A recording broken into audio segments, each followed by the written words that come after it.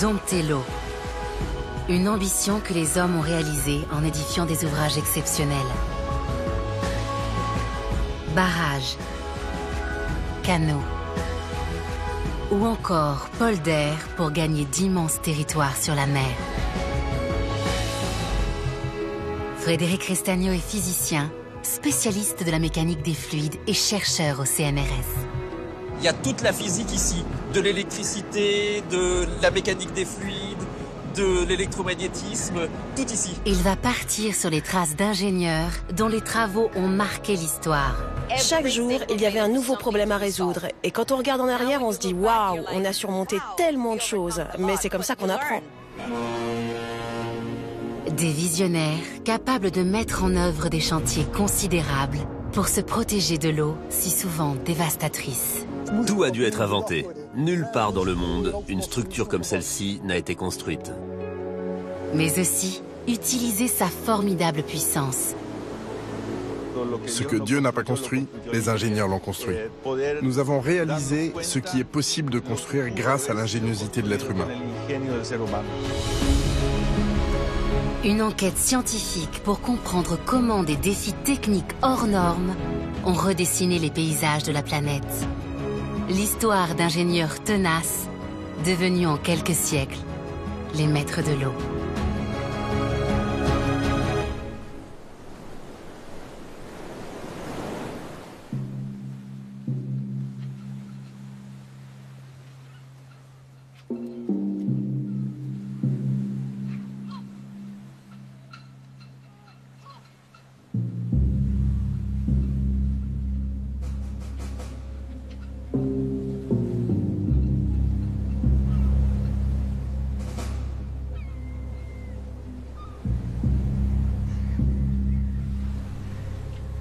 Pour remonter le sillage des premiers maîtres de l'eau, Frédéric Crestagno commence son enquête en Grèce.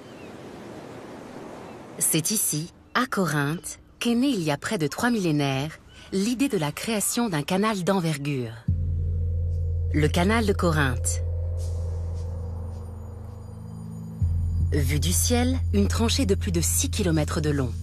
Un trait d'union entre deux mers, empreinte spectaculaire de la volonté de l'homme de maîtriser le temps. Dès que les navigateurs ont commencé à conquérir les océans, trouver les chemins maritimes les plus courts est devenu un enjeu majeur. Mais aujourd'hui encore, emprunter ces passages demeure un exercice périlleux. Frédéric Crestagno participe au remorquage d'un cargo maltais de plus de 80 mètres de long.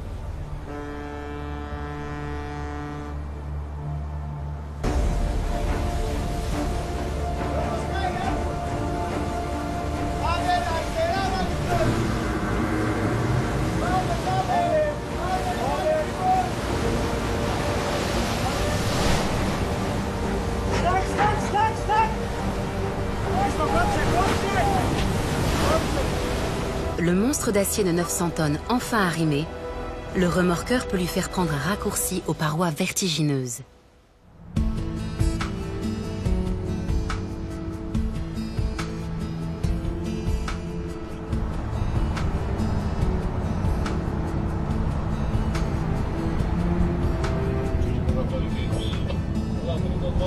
C'est vraiment impressionnant comment les falaises tombent à pic dans l'eau là. Oui, au plus haut, ça fait 80 mètres au-dessus du niveau de la mer.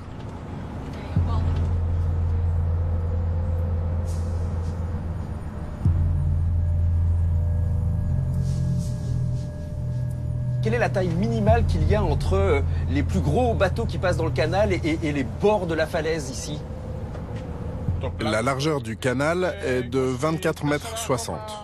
La distance minimale entre la paroi et la coque du bateau est de 50 cm de chaque côté.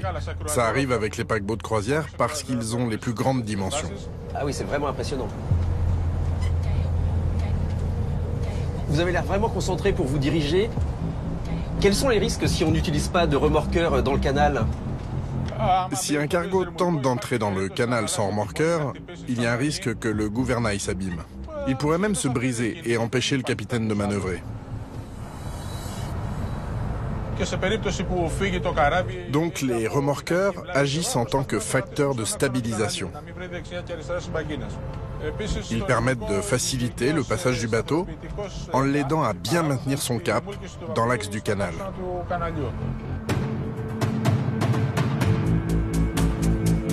Indispensables pour franchir les chenaux étroits, les remorqueurs permettent de contrer les courants forts et les vagues des canaux maritimes. Escortant les bateaux dans les deux sens, ils servent ici à passer de la mer Ionienne à la mer Égée en moins de 30 minutes, économisant au passage 10 à 14 heures de navigation.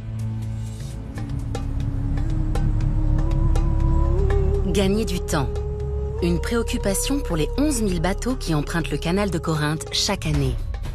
Un couloir rocheux creusé dans un isthme, une fine bande de terre qui permet d'éviter un détour de 400 km pour contourner le Péloponnèse. À quel moment il y a eu cette première idée de permettre une navigation facile pour éviter d'avoir à contourner tout le Péloponnèse? Il faut remonter très loin dans le temps. En 602 avant Jésus-Christ, Périandros, le chef de Corinthe, eut l'idée de percer l'isthme pour faire un canal. Malheureusement, l'oracle de la Pythie de Delphes le lui déconseilla. À la place, il fit construire le Diolkos, un chemin qui serpentait et qui coupait l'isthme en deux. C'était un chemin pavé et lisse. Les bateaux étaient posés sur des rondins de bois, tractés par des animaux et des esclaves, et remis à l'eau de l'autre côté. Certains historiens pensent même que ce fut le premier chemin de fer, si on peut dire.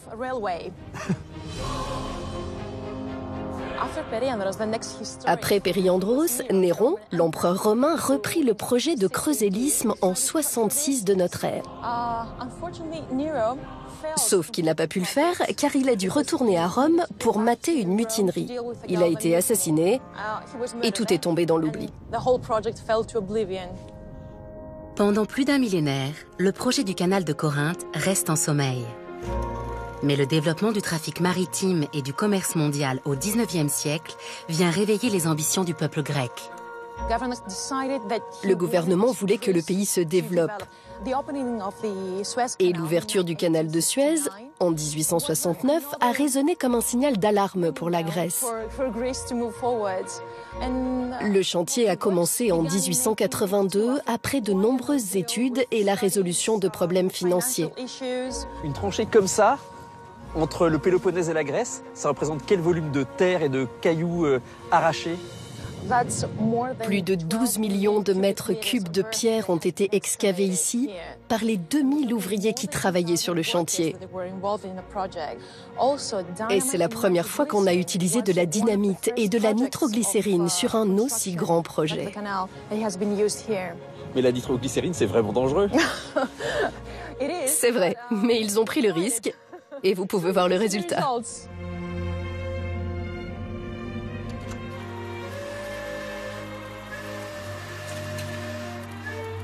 Quand tout a été terminé en 1893, les gens d'ici étaient tellement fiers d'avoir mené à bien un projet aussi énorme. Ce canal était tout simplement le leur.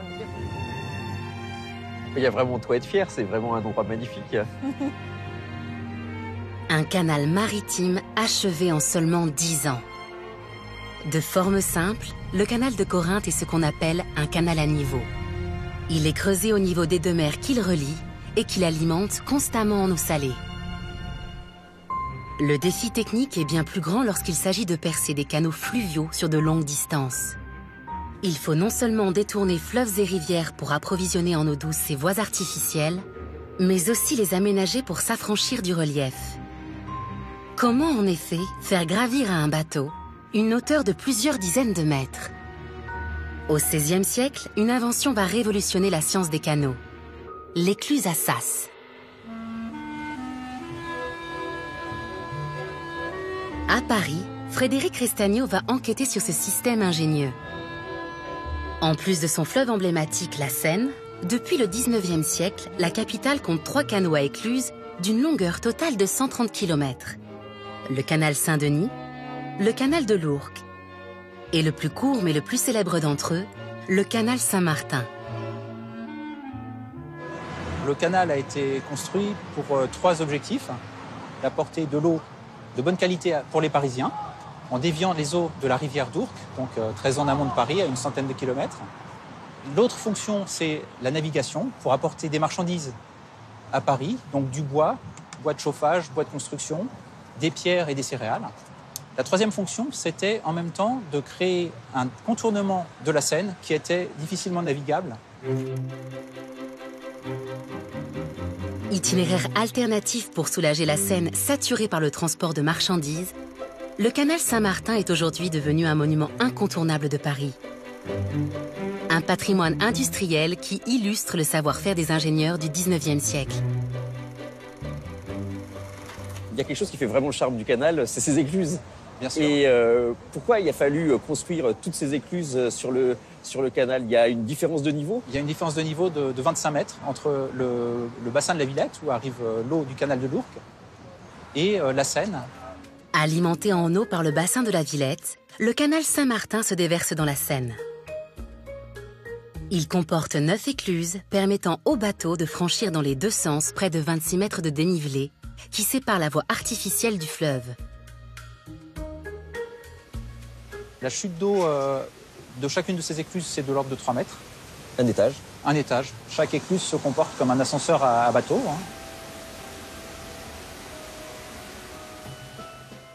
Quand un bateau emprunte un bief et entre dans le sas ou chambre de l'écluse, les portes dites busquées forment un angle pointé vers l'amont, de manière à ce que la pression tende à fermer les portes et à reporter les forces sur les berges. Une fois fermé, le sas est ensuite vidangé vers l'aval jusqu'au niveau du bief inférieur grâce aux ventelles. Des petites trappes en métal coulissantes placées sur le ventail ou porte de l'écluse. Leur rôle est de remplir ou de vider le sas, afin d'équilibrer le niveau d'eau et donc la pression de chaque côté des vantaux, pour en faciliter l'ouverture. Alors, comme on a une grande pression quand même et une grande surface, grande pression fois grande surface, ça fait grande force. Alors, quels matériaux sont utilisés pour résister à de telles forces sur une écluse? Alors, c'est juste de l'acier, qui est dimensionné pour résister justement à cette force. Et il y a une structure alvéolaire un peu particulière, oui. C'est pour quelle raison? C'est justement pour résister à la flexion qui résulte de la poussée de l'eau sur la porte. Pour rigidifier les portes en quelque Exactement. sorte. Plutôt que de prendre une porte très massive, on utilise cette structure-là qui rigidifie la structure tout en la laissant assez légère. Il faut 5 à 10 minutes au bateau pour passer chaque écluse. Et c'est à chaque fois environ 1000 mètres cubes d'eau qui sont déversés vers la Seine. Quand on fait passer de l'eau sans arrêt d'un niveau à l'autre, il n'y a pas un risque si on puise trop d'eau parce qu'il y a trop de bateaux de vider le bassin de la Villette? Alors le vider non, mais arriver à un niveau trop faible, oui. Alors c'est un risque qu'on suit en permanence. Ça fait partie du travail de nos éclusiers de vérifier le niveau des biefs, puisque à chaque éclusage on fait descendre un petit peu d'eau. On peut avoir des déséquilibres qui se produisent au niveau des biefs. Donc leur rôle c'est aussi de procéder à cet équilibrage, en faisant des lâchures, donc en ouvrant une ou deux ventelles pour, quand il y a besoin d'amener de l'eau vers l'aval, de faire cette régulation du niveau de chaque bief. C'est pas un simple système d'ascenseur, quoi. Il y a beaucoup de choses à penser pour être capable d'assurer la circulation. Oui, tout à fait, voilà. D'abord de taille modeste pour permettre l'irrigation, au 19e siècle, le développement de canaux d'envergure est crucial à l'échelle d'un pays pour le transport de marchandises, mais aussi à l'échelle de la planète pour réduire les distances du commerce mondial. Des ouvrages prodigieux voient alors le jour, comme le canal de Suez et le canal de Panama. À l'origine de ces projets pharaoniques, un seul et même homme, le très avisé Ferdinand de Lesseps.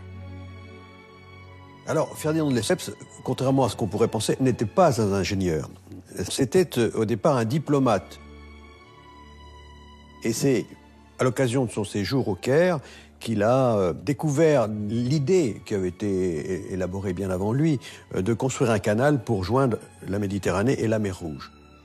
C'était un homme qui avait un des premiers pensé la mondialisation. Et ça, je pense que c'est plus une pensée de diplomate que de pensée de technicien, même si, bien sûr, il fallait ensuite que la technique soit mise en œuvre. Le chantier du canal de Suez commence en 1859. Le projet de Lesseps est ambitieux. Creuser le désert sur 162 km de long pour relier l'Europe à l'Asie sans contourner l'Afrique et le dangereux cap de Bonne-Espérance.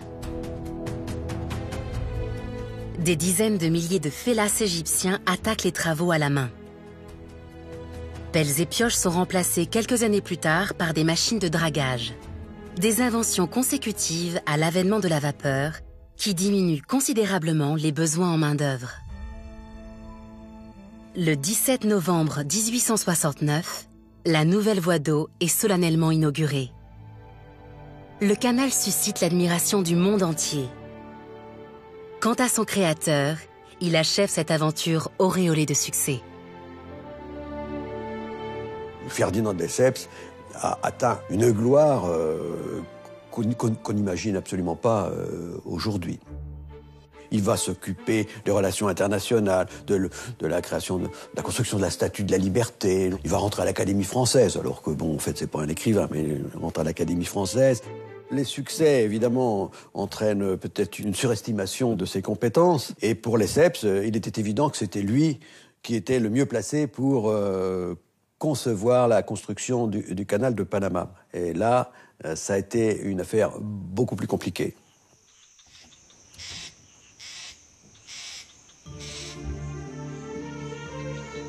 Pour retracer l'histoire cauchemardesque de la construction de ce canal, Frédéric Restaño rejoint le Panama. Ce petit pays d'Amérique centrale, bande de terre de 725 km entre l'Amérique latine et l'Amérique du Nord, sépare l'Atlantique du Pacifique. Dans la zone la plus étroite de l'isthme, couverte par une jungle dense et humide, celui qu'on surnomme le Grand Français se lance dans l'édification de ce nouveau canal maritime interocéanique.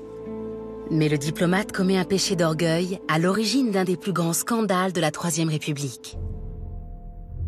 L'idée de Lesseps, c'est « Moi, j'ai construit un canal au niveau de la mer à Suez, eh bien je serai capable de faire un canal au niveau de la mer à Panama. »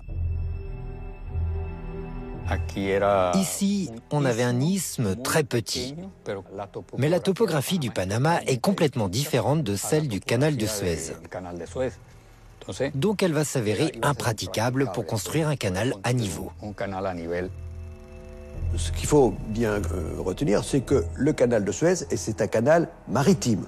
Il suffisait de tracer une ligne droite, si l'on peut dire, creuser le sable en ligne droite pour aller de la Méditerranée à la mer Rouge. Aveuglé par la gloire, Ferdinand de Lesseps allait sous-estimer les difficultés climatiques, géologiques et économiques que ce nouveau projet pouvait engendrer. Et malgré les réticences de certains de ses conseillers, les travaux débutent en 1882. Cette ancienne province colombienne est à l'époque une région inconnue des ingénieurs français. En plus de découvrir une épaisse forêt tropicale noyée sous les pluies torrentielles, les ouvriers se heurtent à une difficulté majeure. Une zone montagneuse, la Culebra, qui culmine à 95 mètres au-dessus du niveau de la mer. Et on avait la géographie, mais pas la géologie. Et on pensait qu'on allait pouvoir creuser cette montagne, un petit peu comme le canal de Corinthe, voilà. Or, en fait, c'est un matériau très friable. Et ce qui se passait, c'est qu'au fur et à mesure qu'on creusait, il y avait des éboulements. Et ces éboulements étaient facilités aussi par des pluies diluviennes qui arrachaient tous les chantiers. Donc, il fallait toujours recommencer. C'était vraiment le tonneau des Danaïdes. Ce n'était pas seulement le terrain, c'était aussi les conditions climatiques des tropiques. Très humide. Un climat que les premiers colonisateurs de Panama, qui sont venus au XVIe et XVIIe siècle, qualifiaient de climat malsain, qui causait de nombreuses maladies. Par-dessus tout, la fièvre jaune qui a touché la population des travailleurs. Très vite, les ouvriers souffrent de maux inconnus. Ils travaillent en réalité dans une zone infestée de moustiques qui transmettent la fièvre jaune et le paludisme. La mort les fauche un à un sous le regard impuissant des médecins. À l'époque, ils sont loin de détenir les connaissances scientifiques pour combattre ces maladies. Un exemple, ils pensaient que mettre des bassines d'eau au pied du lit était un moyen pour que les fourmis ne puissent pas monter jusqu'au lit du malade. Mais ce qui se passait, c'est que c'est dans cette eau que se développaient des moustiques. Ce sont dans les hôpitaux où ils essayaient de combattre la maladie qu'ils ont produit le mal. Il y a eu des dizaines de milliers de morts, et ça, je pense que c'était un facteur majeur dans l'échec de Ferdinand de Lesseps.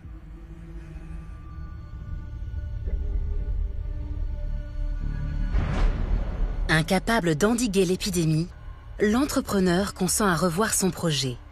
Épaulé par Gustave Eiffel, il adopte la solution du canal à écluse, plus adaptée aux contraintes de la région. Cette volte-face n'y changera rien.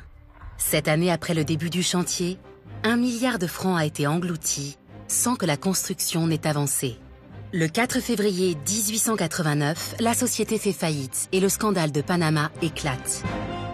Pour financer les travaux, Lesseps avait fait appel à l'épargne populaire, autorisée par des députés achetés à coups de pots de vin, relayés par une presse tout aussi soudoyée.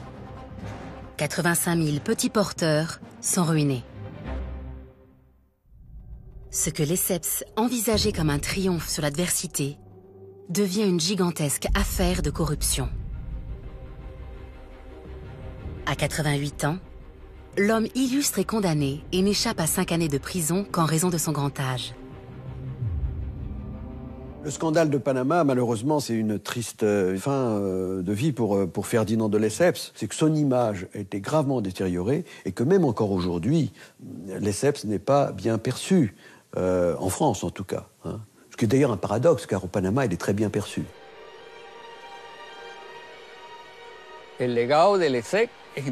L'héritage de Lesseps est important. Il faut reconnaître sa force, sa ténacité à l'âge qu'il avait. Quand les Américains sont arrivés, ils avaient pratiquement toutes les études en main. Ils ne sont pas partis de zéro. Tandis que les Français pansent leurs plaies, les Américains sont à la manœuvre pour obtenir la mainmise sur la région. Le président Roosevelt veut le canal qu'il voit comme la pièce maîtresse d'un futur empire mondial.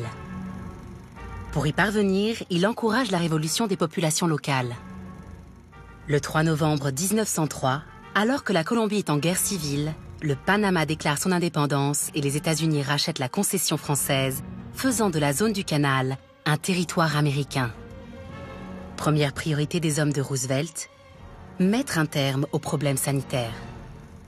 En 1903, avant de se lancer dans la construction, la poursuite des travaux, ils ont consacré plus d'1 an à tuer tous les moustiques, si je puis dire, du Panama. Parce qu'entre-temps, on avait découvert que la fièvre jaune et le paludisme étaient dus à des moustiques. Le président des États-Unis confie alors à son armée la mission de terminer l'un des plus grands projets d'ingénierie de tous les temps. Confrontés aux mêmes difficultés géologiques que leurs prédécesseurs, les Américains reprennent l'idée avortée des Français, transformer ce canal à niveau en canal à écluse. Pour les alimenter, ils créent un barrage sur le Rio Chagres. Il inonde alors une bonne partie du pays et donne naissance à un immense lac artificiel, le lac Gatun. Situé à 26 mètres d'altitude, il va permettre de traverser l'isthme sans avoir à creuser la montagne et sera accessible par 2 jeux d'écluses à la démesure du projet. Des portes busquées allant jusqu'à 25 mètres de haut et des sas longs de 320 mètres. Pour stabiliser les navires lors du passage, un système inédit de locomotives fait office de remorqueur.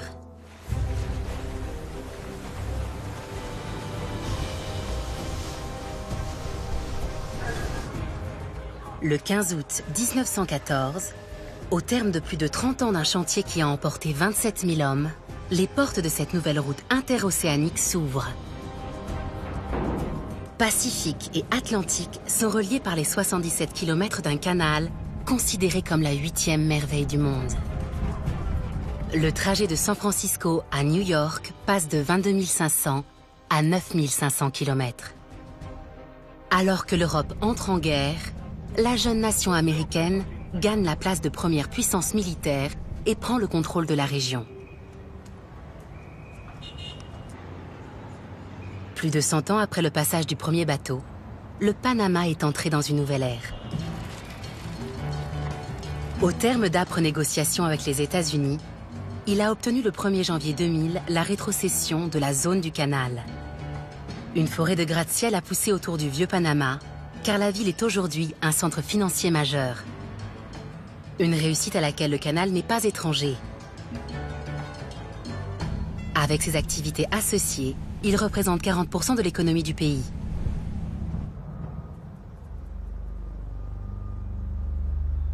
Dorénavant seul maître aux commandes, les Panaméens ont mené récemment une grande phase de travaux pour offrir au cargo un tout nouveau canal à écluses.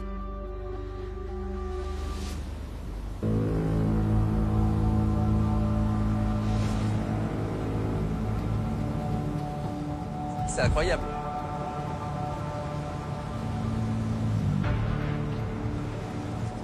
Hello!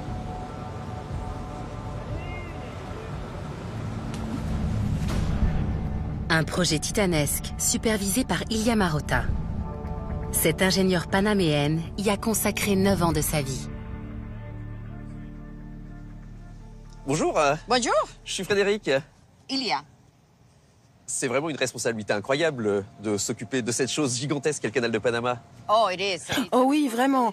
Mais c'est une mission que j'ai pu accomplir grâce à de nombreuses personnes. Je ne l'ai pas faite seule, ça a été un vrai travail d'équipe. Sure. Yes. Pourquoi il y a eu besoin de fabriquer des nouvelles écluses sur le canal de Panama? Nous avions besoin de nouvelles écluses parce que le trafic maritime s'est énormément développé et que les cargos sont devenus de plus en plus grands. Nous avions atteint nos limites. Or, il fallait que l'on puisse accueillir plus de porte-conteneurs plus grands qui ne pouvaient pas emprunter l'ancien canal. Sinon, nous allions perdre des parts de marché et notre rang de canal mondial. Vous avez choisi quelle taille d'écluse? Cette chambre mesure 55 mètres de large et 427 mètres de long. Les plus gros cargos qu'elle peut accueillir sont longs de 366 mètres et larges de 49,50 mètres. Ce qui est vraiment incroyable, c'est que ça veut dire qu'on peut faire entrer une tour Eiffel dans la longueur des écluses actuellement. Oui. En fait, on pourrait construire 19 tours Eiffel avec la quantité d'acier qu'on a utilisé pour renforcer ces murs en béton. 19. Donc oui, c'est plutôt un gros projet. Ouais, c'est un projet gigantesque. Ce nouveau chantier débute en janvier 2007. En réponse à la concurrence du canal de Suez, Panama se lance dans l'élargissement des chenaux de navigation, transformant la légendaire Culebra en un gigantesque champ de mines.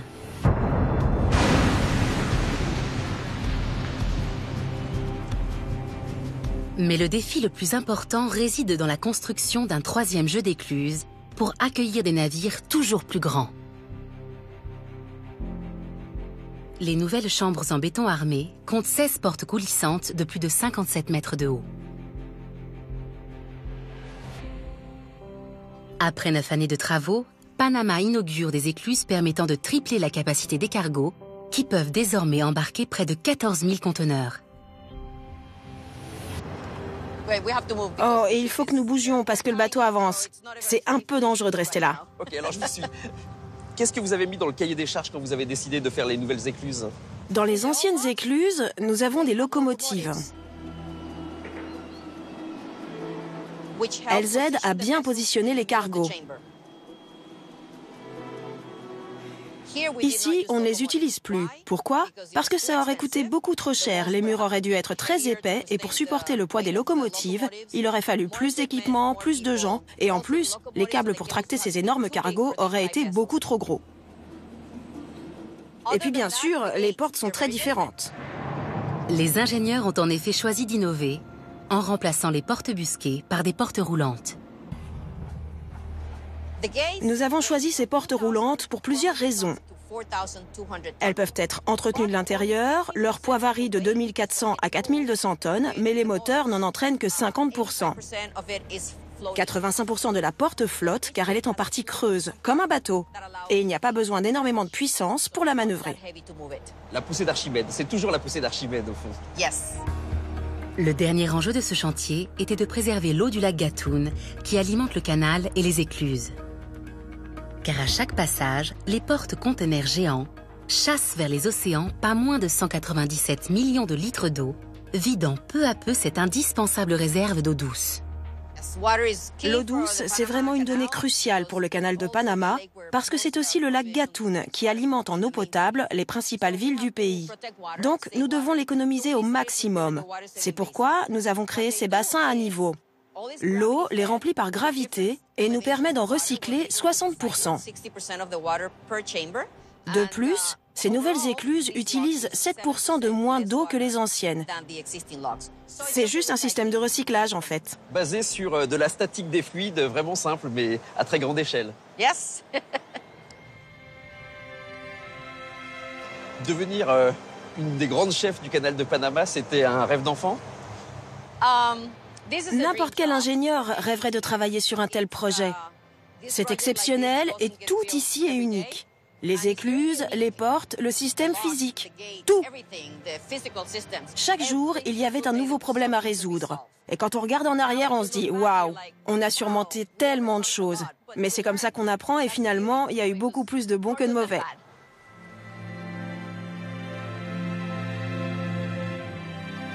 Cette prouesse technique se double d'un succès financier pour l'autorité du canal.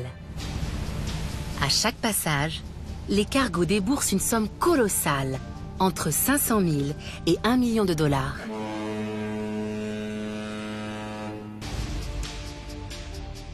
Un péage hors de prix, justifié par les économies en pétrole et en temps, piloté depuis les tours de contrôle du canal.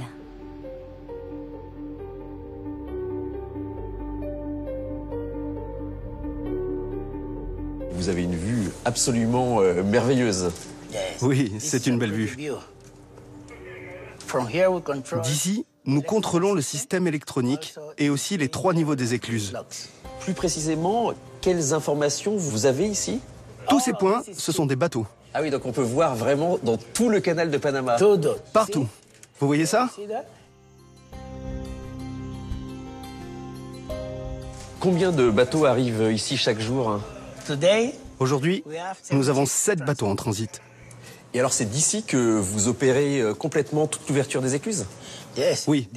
Vous voulez essayer? C'est vrai, je peux essayer? Bien sûr. Carrément.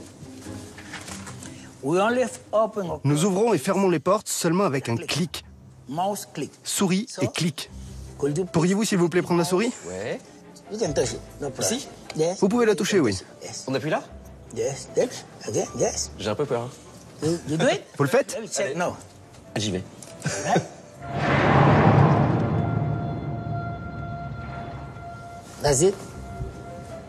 C'est dingue. Elle commence à bouger en ce moment. C'est où? C'est où? Ah, on la voit. Oui, elle commence à se fermer. Cette porte roulante met 5 minutes à complètement se fermer. Good.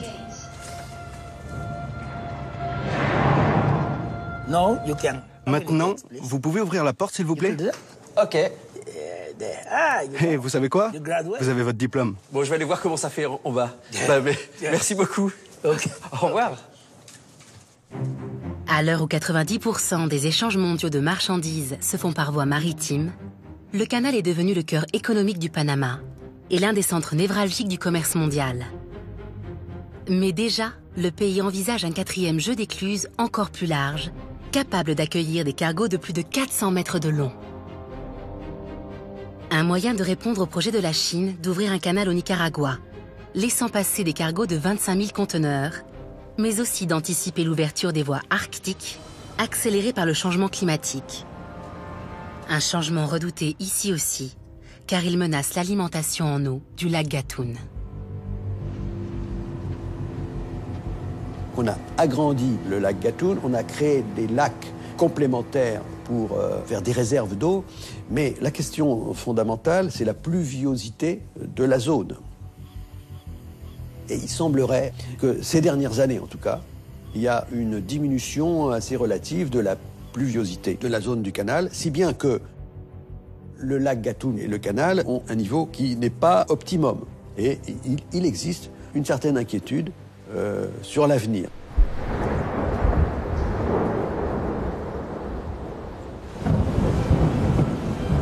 L'eau, au cœur des préoccupations des hommes.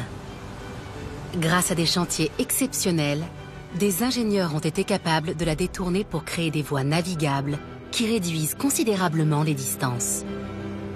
Et en cherchant à la maîtriser, certains peuples sont même parvenus à redessiner les paysages en gagnant des territoires sur la mer.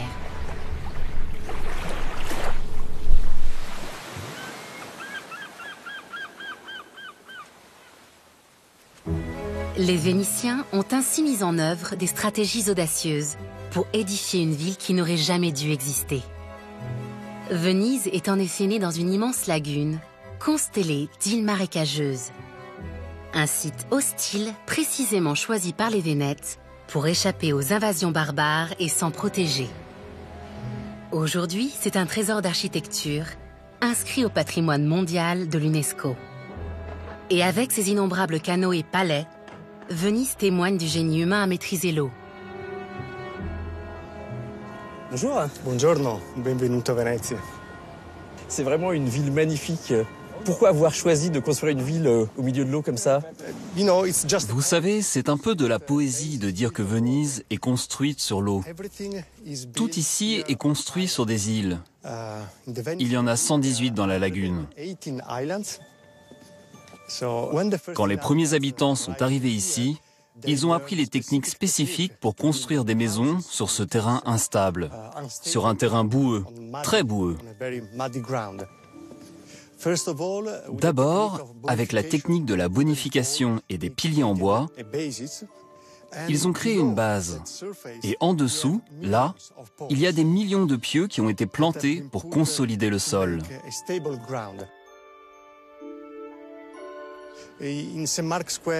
Sous la place Saint-Marc, il y a probablement 200 à 300 000 pieux. Et quand vous marchez à travers Venise, il est possible que vous marchiez sur l'une des plus grandes forêts fossiles d'Italie. Sous nos pieds, là. Exactement. La ville reposerait sur plus de 10 millions de pieux, un tiers de la forêt des Landes.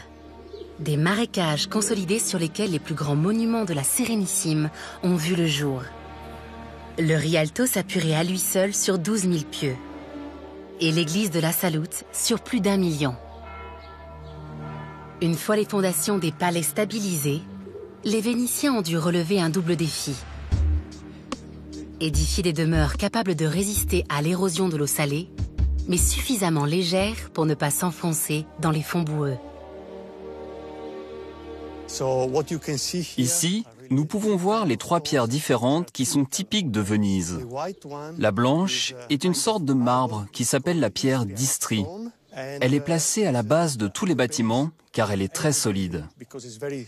Au-dessus, pour alléger la structure, vous avez des briques.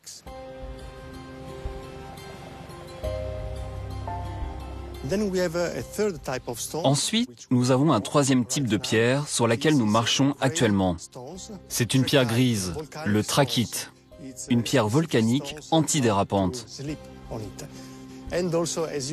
Et aussi, comme on peut le voir ici, tous les bords des canaux sont faits de pierres d'Istrie, qui réagissent très bien à l'eau et qui sont très résistantes contre les marées hautes. Ah oui, donc l'alliance entre des matériaux légers, des matériaux solides et des matériaux faiblement glissants, c'est vraiment la maîtrise de la science des matériaux à son ultime presque. Oui, c'est un très bel exemple de la manière dont Venise a maîtrisé l'eau pendant des siècles. Les Vénitiens sont vraiment des maîtres de l'eau. Des maîtres néanmoins soumis au rythme de l'eau. Plusieurs fois par an, de grandes marées, les acqua alte submergent le cœur de la cité. L'acqua alta conditionne beaucoup la vie des Vénitiens. Quand cela arrive, tout le monde est obligé d'aller sur les passerelles. Pour les habitants qui vivent dans les maisons, c'est aussi très dangereux de vivre au rez-de-chaussée. C'est mieux de rester dans les étages.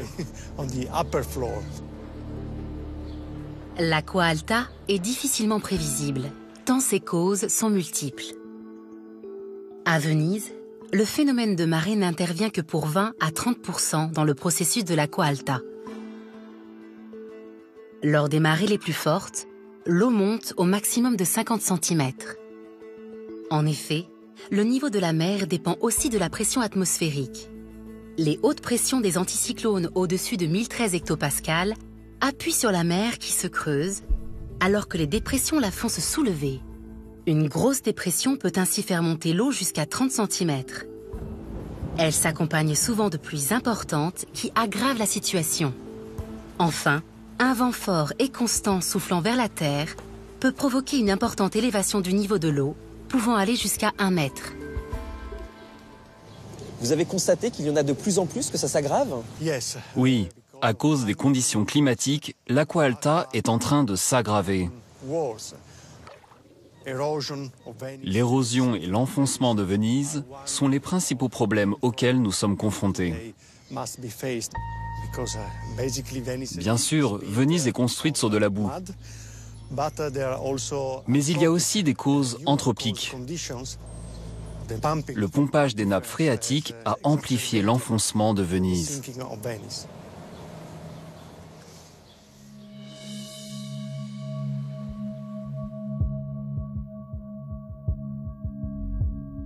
De plus en plus fréquemment, la Sérénissime vit sous la menace de la mer Adriatique.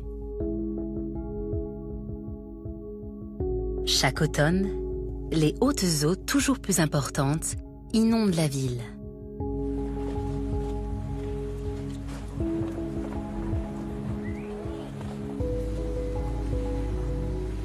La plus terrible fut sans doute l'Aqua Grande le 4 novembre 1966.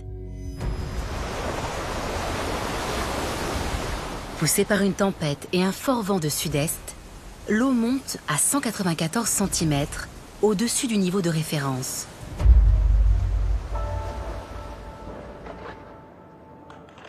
« 5000 Vénitiens perdent leur habitation. L'inquiétude d'un éventuel engloutissement de Venise gagne toute la planète.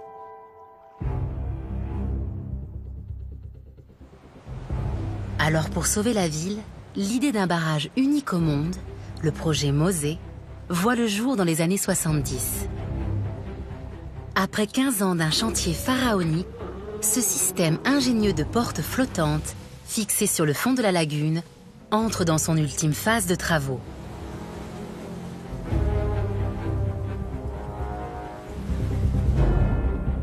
Sur le port de l'Arsenal Nord, les derniers tests sont en cours pour finaliser la barrière mobile qui devrait préserver la cité.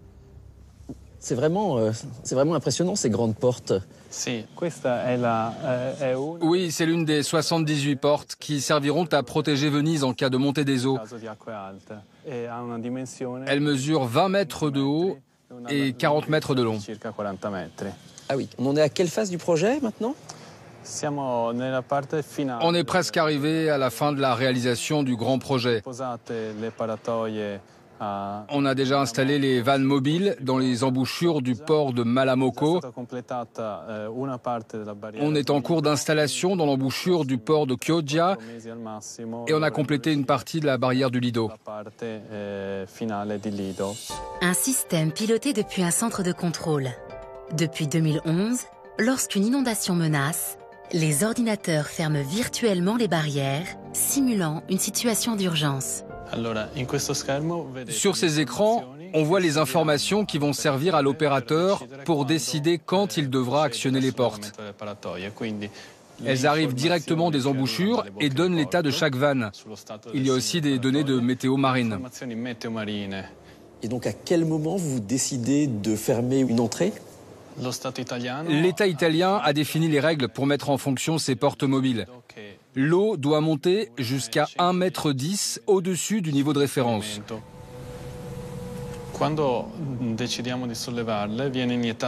Quand on décide de soulever les portes, on injecte de l'air à l'intérieur. Elles pivotent autour des charnières en se positionnant à 45 degrés. C'est l'angle de travail. Quand on doit les baisser, on injecte de l'eau à la place de l'air et elles coulent. Elles reviennent ainsi en position horizontale sur le fond. Et pourquoi on n'incline pas les portes à 90 degrés ? On ne les place pas verticalement parce qu'à 90 degrés, ce serait très difficile de les remettre sur le fond.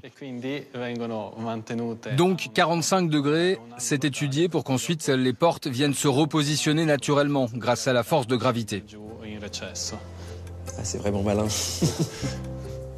Il faut 30 minutes pour faire émerger les 78 vannes remplies d'air et 30 minutes supplémentaires pour les mettre au niveau de travail.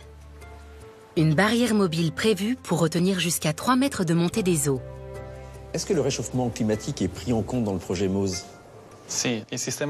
Oui, le système MOSE est l'un des premiers projets que l'État italien a réalisé en prenant ce problème en considération. Ici, on a tenu compte d'une hypothèse de montée des eaux jusqu'à 60 cm dans les 100 ans. Une technologie audacieuse payée au prix fort par les Italiens. 5,5 milliards d'euros estimés, auxquels s'ajoutent des affaires de corruption. De quoi nourrir les reproches des nombreux détracteurs du projet. Ils déplorent que ce système soit sans effet sur le principal péril qui menace la ville. Chaque année, Venise s'affaisse de plusieurs millimètres au risque de disparaître.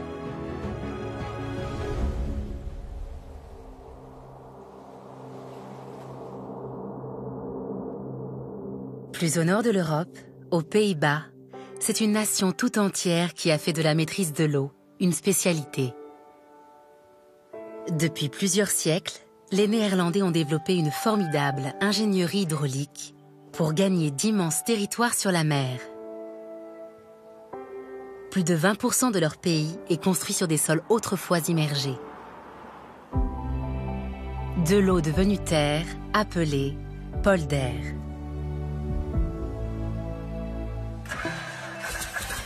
Pour mesurer l'ampleur de cette conquête sur l'eau, Frédéric Crestagno prend de la hauteur.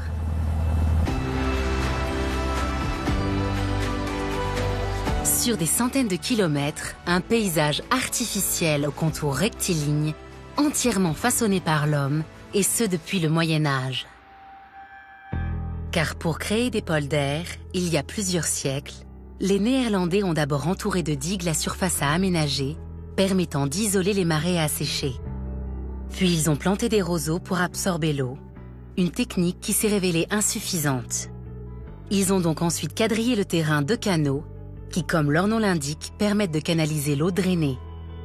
Pour l'évacuer, les Néerlandais ont ensuite construit des moulins avec une vis qui pompe l'eau et qui la déverse dans un canal en amont pour rejoindre les fleuves ou la mer. Les Pays-Bas ont compté plus de 10 000 moulins pour drainer les sols. Au XXe siècle, la poldérisation s'est intensifiée, jusqu'à redessiner complètement la carte du pays. Le 1er janvier 1986, une nouvelle province est née, le Flevoland. Littéralement la nouvelle terre, issue de la réunion de 2 polders. D'une surface de 2500 km², c'est le plus grand polder du monde et le plus grand projet d'assèchement jamais entrepris.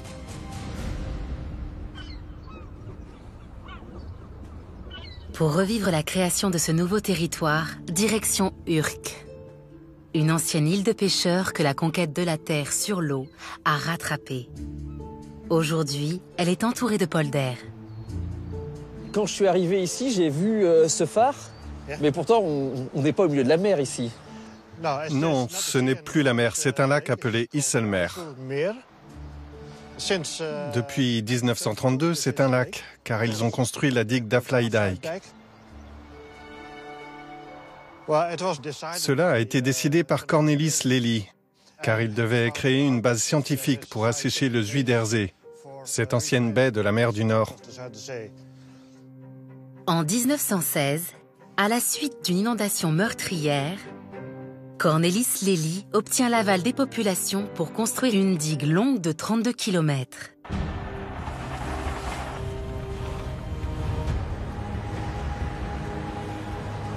Elle transforme une baie de la mer du Nord, le Zuiderzee, en lac d'eau douce appelé Isselmeer. Un lac asséché progressivement pour créer de nouvelles terres. Une poldérisation massive rendue possible par les techniques apparues à l'ère industrielle notamment par d'innombrables tuyaux de drainage qui permettent d'espacer considérablement les canaux. Finalement, c'est le développement des sciences qui permettent de gagner sur la mer. Oui. Sans les avancées du 19e siècle, il aurait été impossible de poldériser cette zone. Il aurait fallu des milliers de moulins avant.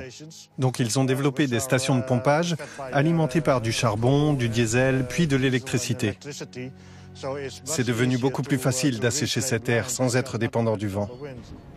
Et pour ça, vous êtes devenus vraiment les experts. Ici, nous disons, vous pompez ou vous coulez. Alors vous devez faire quelque chose. Le Flavoland, initialement, c'était une terre complètement vide. Comment sont venus les habitants? Les premiers habitants étaient des agriculteurs. Beaucoup d'entre eux voulaient venir sur ces polders parce que c'est un sol très fertile. Mais le gouvernement a dit non, nous devons faire une sélection. Ils ont donc été sélectionnés. On a regardé s'ils étaient de bons agriculteurs. Ils devaient être allés dans une école agricole, par exemple. Ils devaient être mariés, car quand un agriculteur est seul, c'est difficile de tout gérer. Vous avez besoin d'une femme pour travailler avec vous. Ils devaient avoir de l'argent, et plus ils avaient d'argent, plus la ferme était grande. Et ils devaient être un membre actif de la société pour être préparés à construire la nouvelle société dans cette nouvelle terre, dans ce nouveau pays. C'est complètement fou. Oui. Au Flevoland, ils pensent qu'ils ont toujours l'esprit des pionniers. Pionnier, j'adore ce mot. Ça me fait penser aux États-Unis, au Far West. Ici, vous avez vraiment gagné de la terre sur la mer. Oui. Depuis le Moyen-Âge, les Néerlandais ont pris à l'eau une surface de 220 000 hectares. Une conquête qui n'est pas sans conséquences. Un tiers du pays se trouve au-dessous du niveau de la mer et 60% de la population vit dans des zones inondables. En 1953, une tempête dévastatrice allait définitivement changer le visage du pays. Le 1er février, une très forte marée doublée d'une dépression et de vents rugissant à 150 km/h dresse la mer du Nord contre les digues avec une pression phénoménale. Au milieu de la nuit, dans le sud du pays, 89 barrières se brisent et laissent engouffrer 4,50 m d'eau glacée sur 200 000 hectares. Le bilan est dramatique. 47 000 bâtiments détruits, des dizaines de milliers d'animaux noyés et surtout 1835 morts. Une tragédie sans précédent qui décide les Pays-Bas à entreprendre le plus grand chantier de génie civil de tous les temps, le plan Delta. Pendant plus de 30 ans, ce projet prévoit la construction des remparts les plus puissants jamais imaginés. Des digues et des barrages invulnérables pour verrouiller quasiment tous les bras de mer et les embouchures des fleuves au sud du territoire. Près de Rotterdam se trouve la pièce maîtresse du plan Delta, le barrage anti-tempête de l'Escaut-Oriental. Achevée après 10 ans de travaux d'une grande complexité, cette barrière innovante court sur plusieurs kilomètres.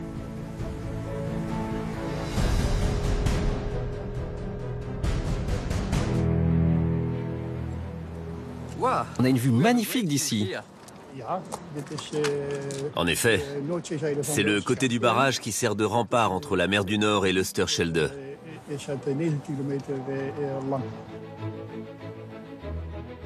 La longueur du barrage entre les deux îles est de 9 km.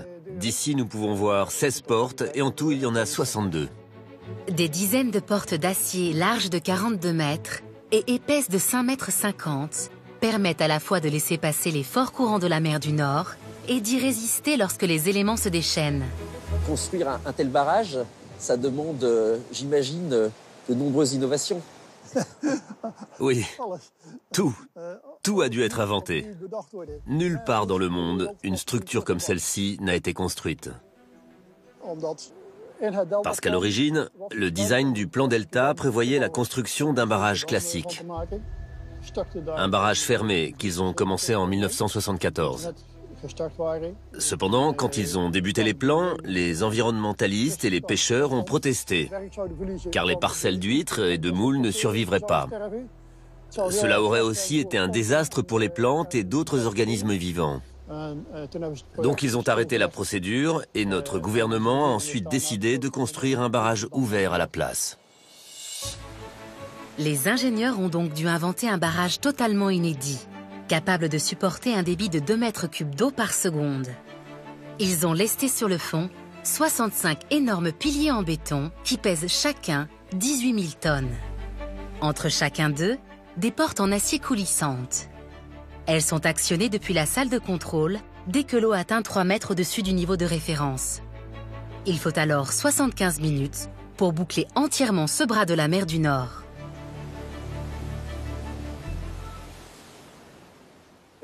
Il y a aussi un système de fermeture d'urgence. Si notre personnel n'appuie pas sur le bouton, ou s'il n'était pas en capacité de venir, ou encore s'il prenait une mauvaise décision, ce système fermerait automatiquement le barrage. Depuis sa mise en fonctionnement en 1986, ce barrage anti-tempête a été fermé à 26 reprises à la suite d'alertes au ras de marée. On voit 2 lignes rouges là sur la pile du pont. Ça signifie quoi exactement?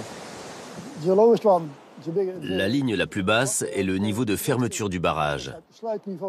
Si l'eau atteint ce niveau, le barrage se fermera. La ligne du dessus montre le niveau de l'eau pendant la tempête de 1953. Les gens ici, ils ont encore peur d'une inondation?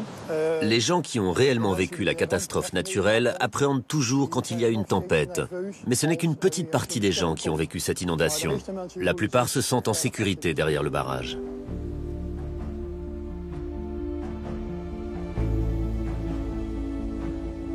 Avec le plan Delta, les Pays-Bas sont devenus l'un des territoires côtiers les plus sûrs au monde, grâce à ces innombrables digues et plus récemment ces barrages mobiles. Au fil des siècles, les Néerlandais sont devenus les spécialistes de la maîtrise de l'eau. L'expertise des 2500 entreprises et laboratoires qui travaillent sur la question est reconnue dans le monde entier. À Delft, Frédéric Restagno, spécialiste de la mécanique des fluides, se rend dans l'un des plus importants centres de recherche hydraulique du pays pour y découvrir les travaux menés par ses confrères néerlandais qui élaborent des protections côtières toujours plus performantes. C'est vraiment grand. Ouais, c'est grand. Ça fait 75 mètres de long sur presque 9 mètres de large. Dans ce type de bassin à vagues, nous faisons des recherches sur les digues, les ports, des barrières anti-tempête, comme le projet Mosée à Venise. Il a été testé dans ces installations. Et ce bassin, ici, il a quelle particularité? Là, c'est le bassin atlantique, où nous pouvons générer non seulement des vagues, mais aussi des courants. Donc, nous avons des vagues de ce côté, et nous avons des courants aussi de l'autre côté. Et c'est très important. Si vous avez par exemple des matériaux qui ont été cassés par les vagues et transportés par le courant. Nous avons un projet européen pour lequel les universités et les chercheurs d'autres pays peuvent candidater pour faire des tests dans ces installations. J'adorerais vous dire faire des expériences ici, en tout cas. Oui, je peux imaginer ça. Vous êtes plus que le bienvenu pour venir faire des recherches ici. Je vais y penser, merci beaucoup. Des expériences ayant toutes pour objet un élément imprévisible, l'eau. Afin de simuler ses comportements et récolter des données exactes, chaque bassin est équipé d'un ou de plusieurs générateurs de houle. Les vagues, là, elles n'ont pas une forme très régulière. Ah non, c'est comme dans la réalité. Les vagues ne sont pas toutes les mêmes. Quand vous observez une tempête, par exemple, vous avez des vagues plus hautes et des vagues plus basses. Vous avez aussi des vagues plus longues et des vagues plus courtes.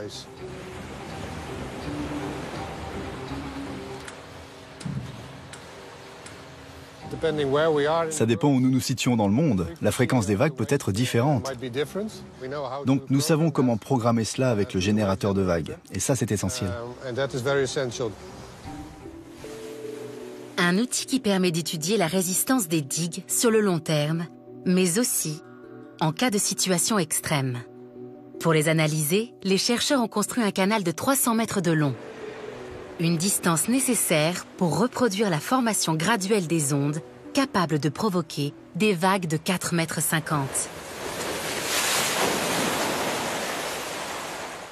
Des bassins géants également indispensables pour étudier à grande échelle les protections côtières, de plus en plus menacées. Il y a une augmentation de la demande liée au réchauffement climatique?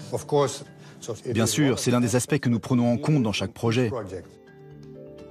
Nous devons construire des digues que nous pouvons facilement adapter si le niveau de l'eau monte plus haut que ce à quoi nous attendons aujourd'hui. Parce que si nos attentes sont fausses et que ce n'est pas 1 mètre, mais 2 ou 3 mètres, on doit toujours être capable d'adapter la structure à la variation et à l'augmentation du niveau de la mer. J'imagine qu'ici en Hollande, c'est particulièrement important de faire de tels essais. Oui, aux Pays-Bas, c'est très important d'avoir des installations comme celle-ci pour faire des recherches. Car si nous commettons une erreur, les conséquences sont bien plus importantes ici que dans un autre pays. Des risques croissants qui ont conduit le gouvernement néerlandais à lancer en 2015 un nouveau plan Delta pour renforcer et rehausser une bonne partie des digues du pays.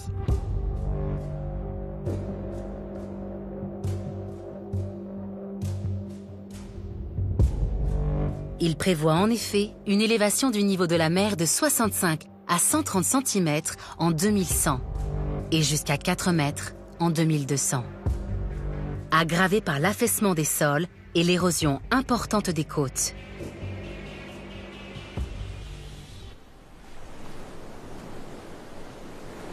Alors, pour limiter les émissions de gaz à effet de serre, de plus en plus, les ingénieurs utilisent la formidable puissance de l'eau.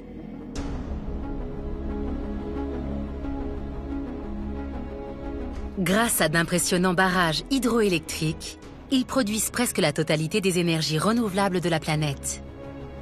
Près de 80%, loin devant l'éolien 12%, la biomasse 7% et le solaire 3%.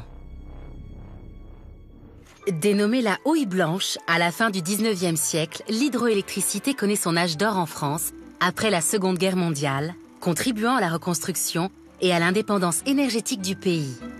L'un des plus importants barrages de l'époque en Europe, celui de Génissia, inauguré sur le Rhône en 1947, met définitivement un terme aux coupures d'électricité dans Paris. Et voici les 3 éléments essentiels de toute installation hydroélectrique. La conduite forcée, énorme tuyau qui amène l'eau à la turbine. La turbine, que cette eau fait tourner comme une roue de moulin. L'alternateur, entraîné par la turbine, qui transforme l'énergie mécanique en courant électrique. Au XXe siècle, 70 barrages dans 14 pays du monde sont l'œuvre d'un brillant ingénieur français, André Coyne, maître incontesté des barrages voûtes. Sa créativité a inspiré des générations de constructeurs. La caractéristique d'André Coyne, c'était qu'il voulait expérimenter, mesurer, calculer le mieux possible. Et donc il a innové dans plusieurs dimensions. Il a innové, par exemple, dans les évacateurs de crues. Quand il y a des crues, il faut éviter que ces débits considérables n'abîment le pied du barrage. Et donc il a inventé ce qu'on a appelé le saut de ski, qui projette l'eau très loin à un endroit où les dégâts qu'elle fait n'ont plus de conséquences. Il a inventé les premières mesures mises dans le béton. Et grâce aux premières idées de calcul qu'il a développées, on a pu aller plus loin dans l'élaboration des barrages voûtes. Et en plus, il demandait que ce soit beau.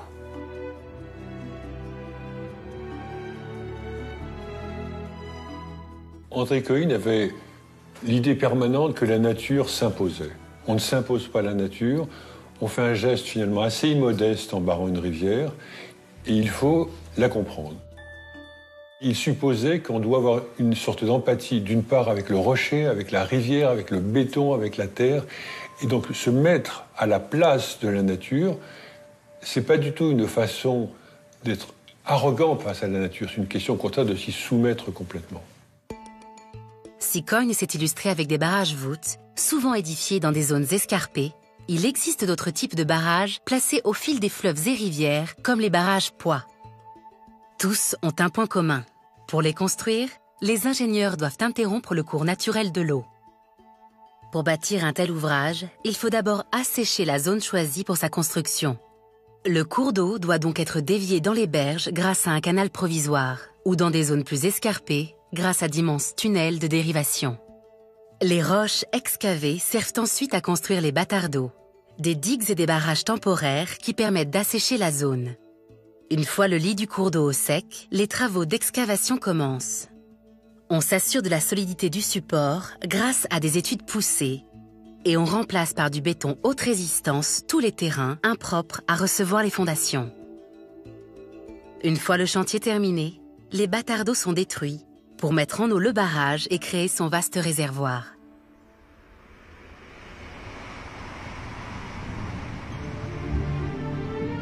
En France, les Alpes concentrent le plus grand nombre de barrages du pays, plus de 120. Parmi eux, un barrage voûte construit par André Coyne, le barrage de Tignes. Culminant à plus de 180 mètres, cet ouvrage est le plus haut de l'Hexagone. Mais sa construction, entamée en 1941, a demandé le sacrifice d'un village entier. Tignes est condamné, Tignes vit ses derniers jours. L'ordre d'évacuation a été affiché et chacun a reçu l'avis personnel qui lui enjoint de partir. Déjà, la force armée est sur les lieux. Mais Tignes ne veut pas mourir, les Tignards veulent rester. Les Tignards n'auront cependant pas gain de cause. Car à la place de Tignes, le lac de barrage doit servir à produire un quart de l'énergie hydraulique de la France. Au terme de 12 ans de travaux, les eaux de l'Isère temporairement détournées inondent le village.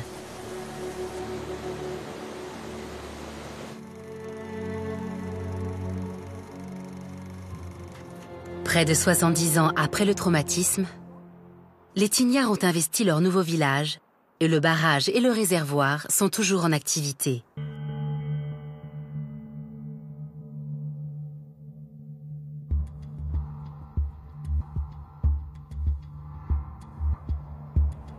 Pour percer les secrets de ce barrage vertigineux, Frédéric Crestagno rejoint le responsable du site.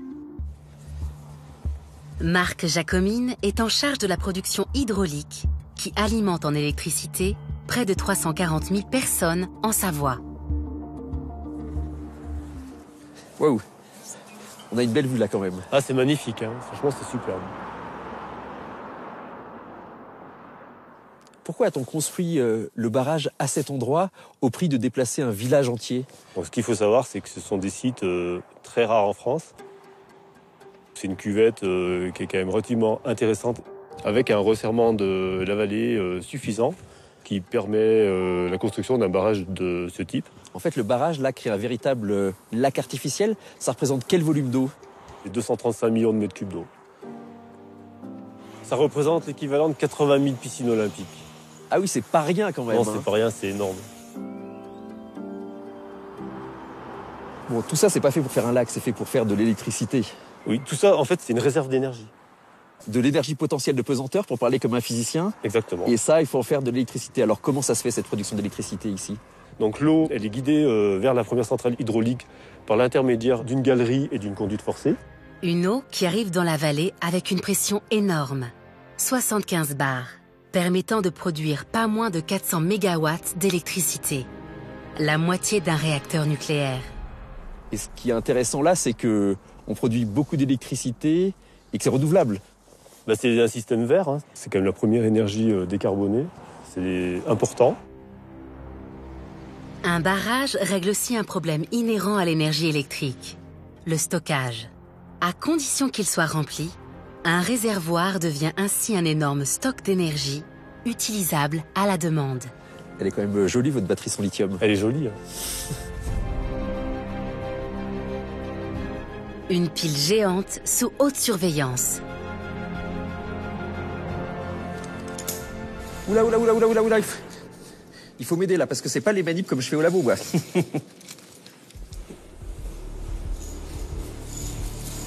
Ça fait combien de marches, là?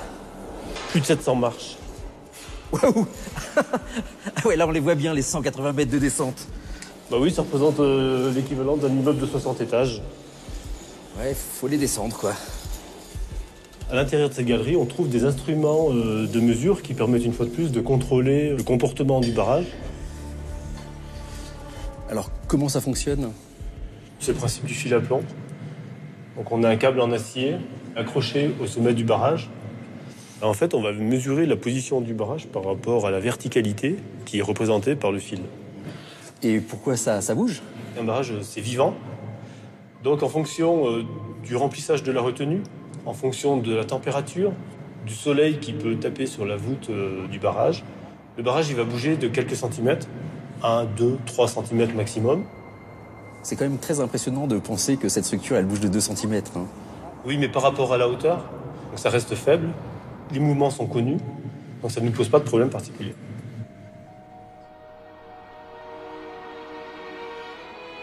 Mais les contrôles ne se limitent pas au mouvement du barrage. Les techniciens relèvent aussi des mesures plus profondément dans la partie rocheuse sur laquelle repose la voûte. On vient de passer devant des tuyaux et là, il y a de l'eau qui ruisselle, qui coule de partout. Il faut s'inquiéter ou tout est sous contrôle? Non, tout est normal. Parce qu'en fait, ce qu'on vient passer, c'est l'eau du réseau de drainage. Donc en fait, dans la roche, il y a des micro-fissures. Et l'eau, elle s'infiltre par rapport à la hauteur du lac. Donc nous, notre souci, c'est de mesurer la quantité d'eau qui s'infiltre dans ces petites fissures. Donc l'idée, c'est toujours de surveiller que la pression ne se met pas à augmenter, parce que ça crée un genre d'explosion. Voilà, nous, il ne faut pas que ça augmente. Et en fait, quand il y a de l'eau, au niveau du réseau de drainage, ou quand il y a de l'eau comme aujourd'hui, on est rassuré, parce que ça veut dire que le barrage est drainé correctement. D'accord. Et si on continue cette galerie, on va se retrouver où? Si on continue cette galerie, on va se retrouver au pied du barrage de Tignes.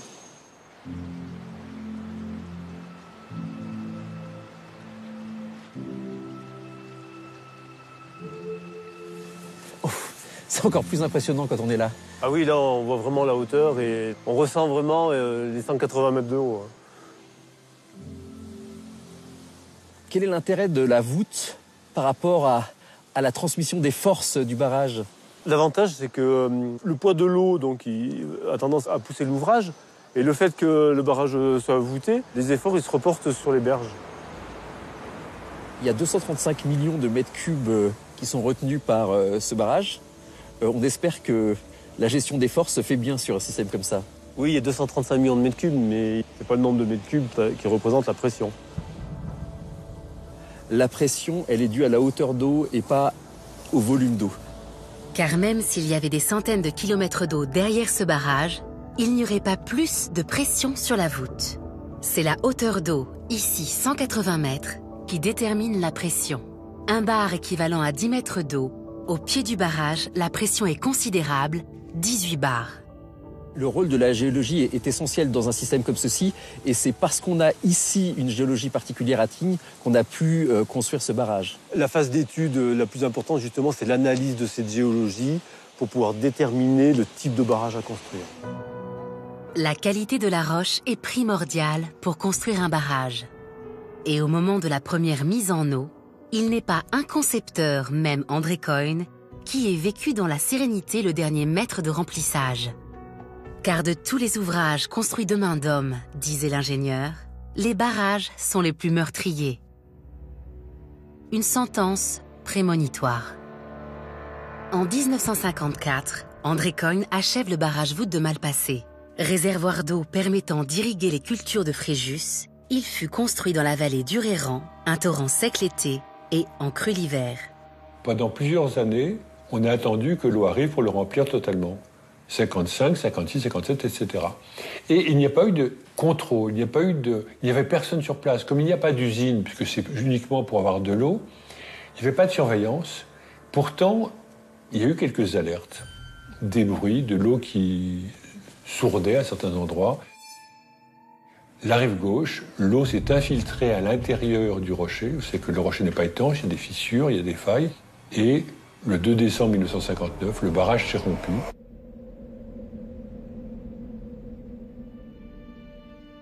Vers 21h, une vague de 40 mètres de haut s'engouffre dans la vallée étroite, à la vitesse de 70 km/h. Balayant tout sur son passage, elle déferle sur Fréjus 20 minutes plus tard, avant de se jeter dans la mer. Le bilan est catastrophique. Plus de 423 victimes.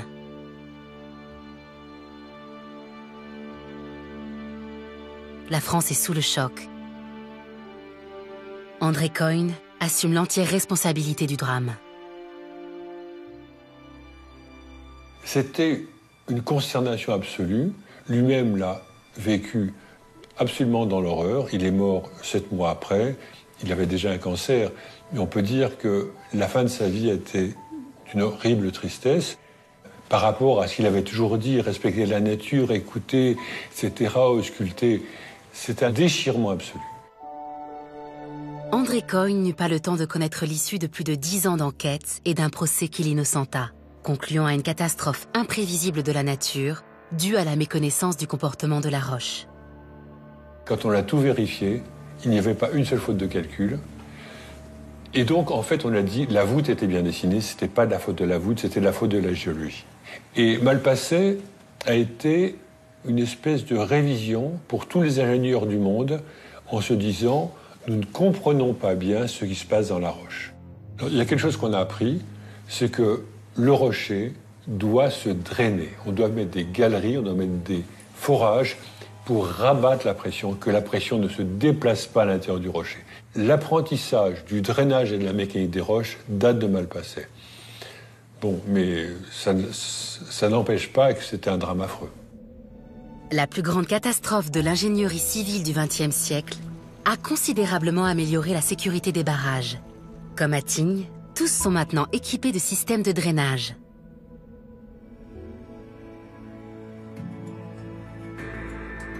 La sécurité, une donnée essentielle pour construire des ouvrages encore plus grands, tant le potentiel énergétique est immense.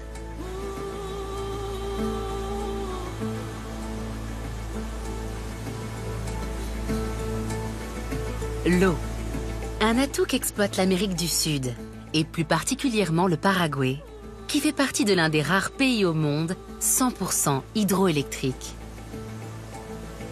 Frédéric Restagno rejoint ce petit État, enserré entre l'Argentine, la Bolivie et le Brésil. Sans accès à la mer, le pays est cependant traversé par l'un des fleuves les plus importants d'Amérique latine, le fleuve Paraná, frontière naturelle entre le Brésil et le Paraguay. Alimenté par de multiples cascades, comme celle de Saltos del Mondaí, il draine des milliers de cubes d'eau avec une puissance inégalée. À quelques kilomètres de là, cette richesse a permis au Paraguay et au Brésil de construire main dans la main un barrage binational, celui d'Itaipú.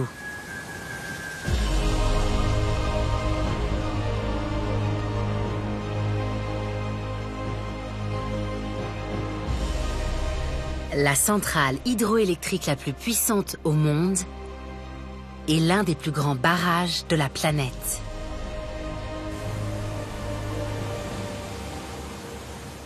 C'est vraiment incroyable cet endroit. C'est gigantesque. Ça fait quelle taille exactement? Le barrage mesure près de 7,5 km.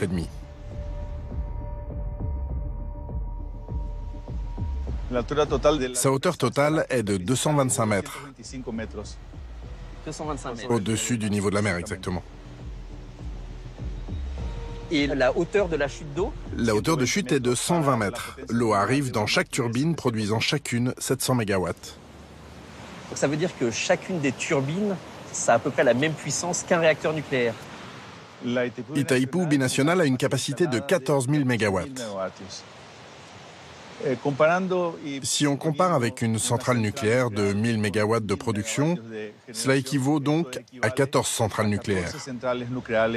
Oui, c'est vraiment incroyable. Un monstre qui fournit près de 90% de l'électricité consommée au Paraguay et 15% de l'électricité de son voisin brésilien, grâce à une architecture et un emplacement parfaitement étudiés par les ingénieurs. Le barrage d'Itaipú, c'est quel type de barrage en fait?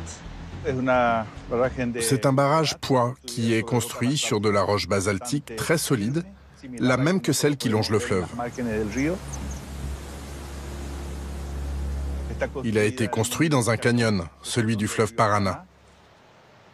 Et ce lieu où a été construite la centrale d'Itaipú a été choisi par les ingénieurs de l'époque car c'était l'endroit où il était possible d'obtenir la plus grosse capacité d'énergie électrique grâce au débit d'eau qui afflue vers la centrale.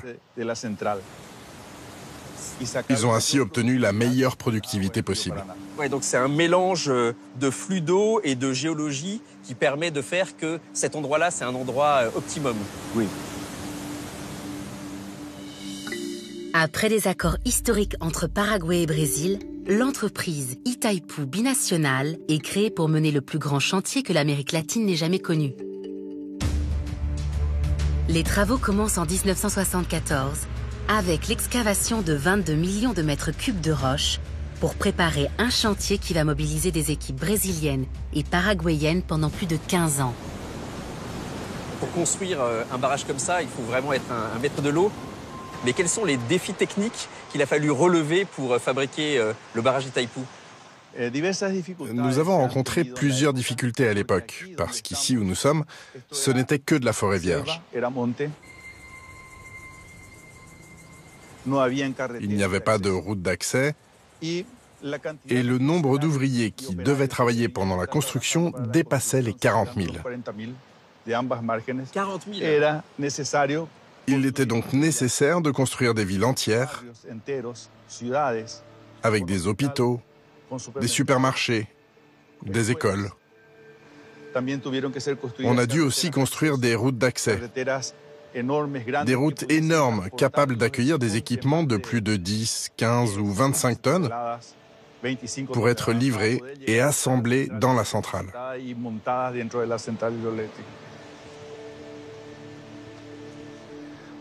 Une autre grande difficulté a été la déviation du fleuve Paraná. Un canal de dérivation a été créé pour pouvoir construire le barrage sur le lit asséché du fleuve. Plus tard, ce canal a été dynamité pour que le fleuve Paraná retrouve son cours normal et un deuxième canal a été creusé pour continuer les travaux du barrage. 3 ans après le début des travaux, Brésiliens et Paraguayens achèvent le plus grand canal de dérivation jamais édifié. Les batards d'eau sont alors mis en place pour assécher le lit du Paraná et entreprendre la construction du barrage. Terminé en 1991, l'ouvrage forme alors un gigantesque réservoir de 1350 km². Mais ce barrage incroyable a exigé des sacrifices à sa hauteur. Pour créer son lac de retenue, les autorités ont déplacé 10 000 familles et noyé la forêt tropicale sous 100 mètres d'eau. Premier site de construction de barrages avec un plan de sauvetage des animaux, l'endroit est aujourd'hui classé réserve de biosphère de l'UNESCO. Et quel a été le sentiment des gens quand le barrage a été terminé? Parce que c'est vraiment extraordinaire cet endroit. Vraiment, une fois que la centrale a été terminée, ça nous a tous rendus très fiers, Paraguayens et Brésiliens. Nous avons réalisé ce qui est possible de construire grâce à l'ingéniosité de l'être humain. Et comme on dit ici en plaisantant, ce que Dieu n'a pas construit, les ingénieurs l'ont construit. Des ingénieurs qui ont édifié cet ouvrage démesuré, précisément sur une frontière naturelle, le fleuve Paraná. So, the Brazil is here in the middle. Oui, exactement.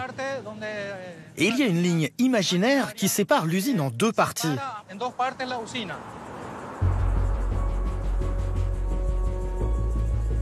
Une usine et un barrage reposant sur des fondations exceptionnellement résistantes, capables de retenir 29 millions de mètres cubes d'eau.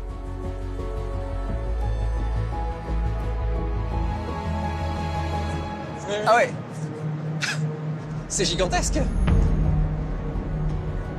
Impressionnant, oui, vraiment impressionnant. Et donc là, c'est le fond de la rivière Paraná, on est vraiment sur le lit de la rivière? Oui, c'est ça. Ce sont les fondations, réellement la base, au niveau le plus bas du barrage principal. Comme vous pouvez le voir ici, toute cette roche, cette pierre, date de l'époque de la construction. C'est le basalte si dur qui est important pour le barrage d'Itaipu. Oui, absolument. Alors, en fait, ici, le barrage, il est juste posé sur la roche? Oui, concrètement, oui. Seulement la solidité du barrage repose sur 81 milliards de tonnes de béton armé. C'est un poids impressionnant. Moi, je suis vraiment impressionné parce qu'en fait, je suis un spécialiste des frottements et voir que les frottements ici, c'est uniquement ce qui permet de tenir ce barrage énorme, c'est dingue. Pour économiser du béton et ne pas alourdir outre mesure l'ouvrage, qui pourrait abîmer le fond du fleuve, les constructeurs ont dessiné un barrage creux soutenu par des contreforts. Une architecture qui redirige les forces vers le fond et qui, grâce à sa base plus large, permet de mieux supporter l'énorme pression de l'eau. Le barrage ainsi stabilisé, les ingénieurs l'ont équipé de 20 gigantesques conduites forcées, créant une hauteur de chute de près de 120 mètres qui déverse directement dans chaque turbine 700 mètres cubes d'eau par seconde. Une électricité produite au pied de l'ouvrage dans la plus importante usine hydroélectrique au monde. Oh, c'est gigantesque ici! C'est impressionnant, n'est-ce pas? Ici, nous sommes dans la grande salle des machines. Et c'est en dessous de tous ces couvercles de couleur rouge que se trouvent tous les générateurs. C'est vraiment fou de penser qu'ici on utilise un principe simple de physique qui est la dynamo, mais dans des dimensions absolument gigantesques. Oui. Il y a toute la physique ici, de l'électricité, de la mécanique des fluides, de l'électromagnétisme, tout ici. Pratiquement tout. Ici, on applique pratiquement toutes les sciences de l'ingénierie. Des sciences qui ont donné naissance à des ouvrages susceptibles de canaliser la formidable puissance de l'eau, à l'image des gigantesques déversoirs en saut à ski du barrage d'Itaipú. Faisons attention, allons-y doucement parce que c'est un endroit un peu dangereux. On va pouvoir apprécier la vue un petit instant. Bon, je vous suis, mais j'ai un peu peur quand même. Hein.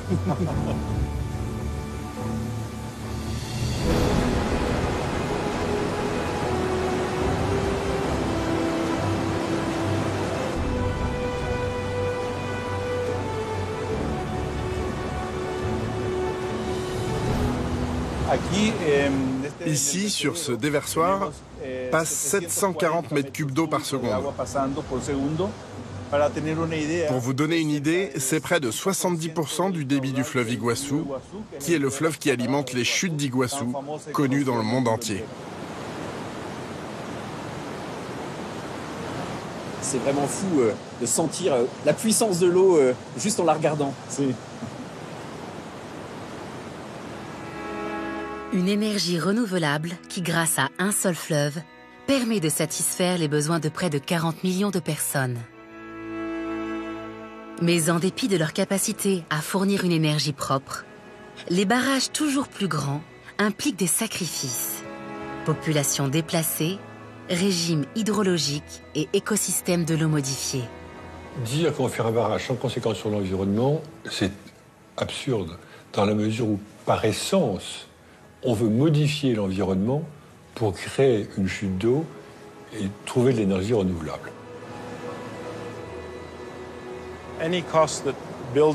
Quel que soit le prix que nous a coûté la construction de ce barrage, incluant la modification de l'environnement, je peux vous assurer qu'il est compensé par les avantages.